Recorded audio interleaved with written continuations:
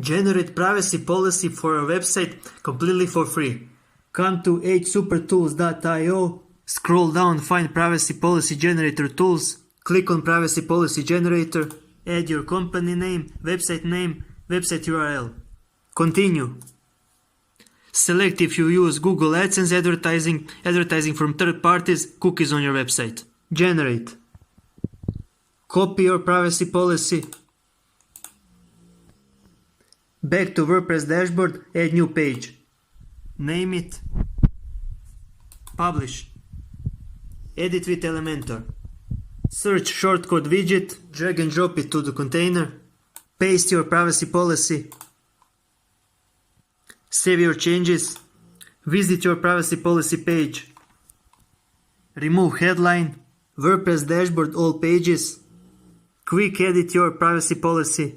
Template page no title. Update. Refresh your privacy policy page. Headline removed and your privacy policy page ready to go. Thanks for watching.